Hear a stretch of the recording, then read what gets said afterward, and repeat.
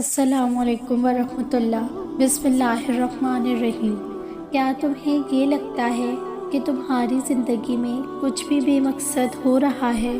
کبھی کبھی جس درد سے تم گزرتے ہو وہ تمہیں کتنا کچھ سکھاتا ہے۔ اس وقت برداشت کرنا مشکل ہوتا ہے، مگر اللہ تعالیٰ نے تمہاری منزل تمہاری سوچ سے بھی زیادہ حسین رکھی ہے۔ بس اللہ پر یقین رکھو، وہ تمہیں ہمیشہ تھام لے گا۔ کبھی کبھی بہت تھک جاتی ہوں، سب چھوڑنا چاہتی ہوں، پھر یاد آتا ہے کہ جب اللہ کا راستہ چنا جاتا ہے تو اللہ آزماتا بھی ہے۔ یہ کیسے ہو سکتا ہے کہ کوئی انسان اللہ کے راستے پر چلے اور آزمایا نہ جائے؟ کبھی دیکھا ہے کہ سونا آگ میں جلے بغیر کندن بن گیا ہو؟ تپش تو سہنی ہی پڑتی ہے نکھرنے کے لیے۔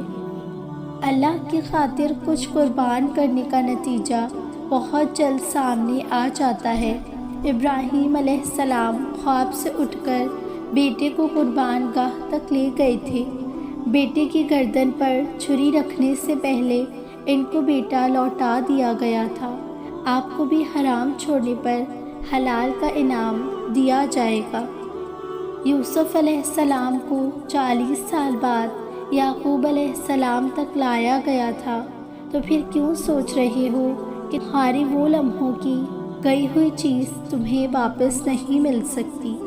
سورہ ضحیٰ ہمیں یاد دلاتی ہے کہ ہر اندھیرا رات کا اختتام صبح پر ہوتا ہے، چاہے وہ رات کتنی ہی طویل یا اندھیری کیوں نہ ہو۔ اور ان طویل اور اندھیری راتوں میں ہمیں اتنا یاد رکھنا ہے کہ نہ تو تیرے رب نے تجھے چھوڑا ہے اور نہ وہ بیزار ہو گیا ہے۔ وہی ہمارے ساتھ تھا، وہی ہمارے ساتھ ہے۔ اندھیری اداس راتوں میں تم اللہ کے علاوہ اپنا کسی کو نہ پاؤ گے۔ وہ ہمیشہ تمہارے ساتھ ہوتا ہے، آزمائش سے پہلے بھی اور آزمائش کے بعد بھی۔ اور ہم نے تم سے ہر ایک کو دوسرے کی آزمائش کا ذریعہ بنا دیا۔ کیا تم صبر کرو گے؟ آزمائش کے لیے چنے جانے والوں کی دعاؤں کو بھی اللہ نے قبولیت کے لیے چن رکھا ہوتا ہے۔ وہ تمہارے ہاتھوں کو تب تک خالی نہیں کرتا جب تک وہ انہیں اور بہتر چیز سے بھرنے کا ارادہ نہ کرے۔ جب بھی اداس ہونے لگو تو خود کو یہ یاد دلا دو، جس نے مشکل دی ہے اس نے مدد کا بھی وعدہ کر رکھا ہے۔ وہ آزماتا اس چیز سے ہے جو تمہیں بے حد پیاری ہوتی ہے، تاکہ اس چیز کے ملنے کی تڑپ تمہیں اللہ پاک سے ملوا دے۔ اس یقین کے ساتھ مانگو کہ اللہ ضرور دے گا، اور پھر دیکھو وہ تمہیں اتنا عطا کرے گا کہ تم گنتی کرتے تھک جاؤ گے۔ دعائیں نصیب سے نہیں بلکہ نصیب دعاؤں سے ملتا ہے، اور کائنات کے سارے معجزے دعاؤں سے ہی تو ہوتے ہیں۔ دل کس نے دیکھا ہے؟ کسی انسان کا دل دیکھا ہے کسی نے سوائے اللہ کے؟ ہم جان سکتے کہ کون کیا کیا اس دل میں چھپائے ہوئے ہے؟ نہیں نا، تو بس نرم رہیں۔ دکھی ہیں جنہیں آپ خوش نہیں دے سکتے، خوشی نہیں دے سکتے، انہیں اپنے الفاظ سے مزید درد میں نہ دیں۔ ہر دل میں ایک طوفان پوشیدہ ہے جسے بس خالق جانتا ہے۔ ہر روح جو جہاں میں آتی ہے اپنے ساتھ ایک طویل داستان لے کر واپس لوٹتی ہے۔ اگر تم چاہتے ہو کہ سکون تمہارے قریب ہو جائے تو تم اللہ کے قریب چلے جاؤ اور توکل رکھو، تمہاری ہر وہ مراد پوری ہوگی۔